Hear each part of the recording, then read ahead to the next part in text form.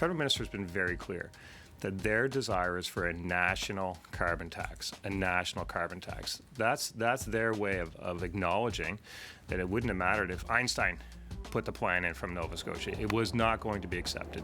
John, we've known for months that there was a difference in opinion between Ottawa and the Nova Scotia government when it came to pricing carbon. That became very obvious from Nova Scotia's standpoint during the fall sitting in the legislature.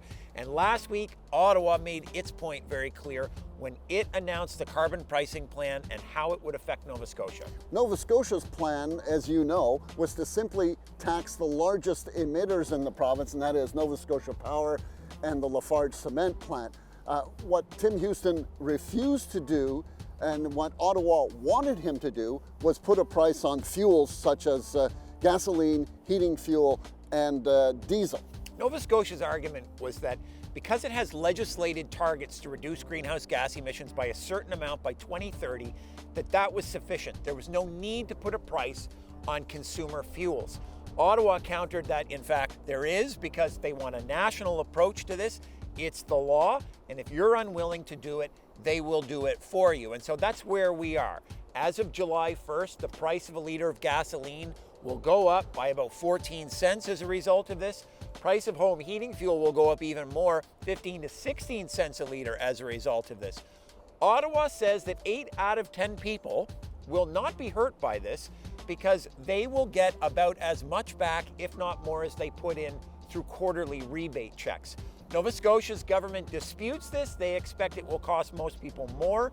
And there are some independent observers who also remain skeptical about whether or not Ottawa's plan is as good as billed. And even though the Premier and Tim Holman, as Minister of the Environment, have both said now is not the time to be raising the price of fuel, particularly home heating fuel, because of inflation, because it's getting colder.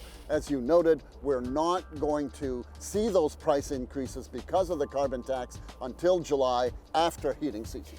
As we approach to release our climate plan, details will emerge in that plan to help Nova Scotians adapt to the realities of climate change, but also to the realities of very high inflation times.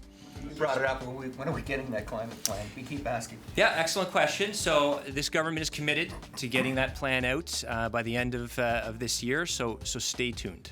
Even though there's a fundamental disagreement between the two levels of government when it comes to pricing carbon, they are working together on a mitigation program that would help people with the cost of switching from heating their homes with oil to far more efficient heat pumps.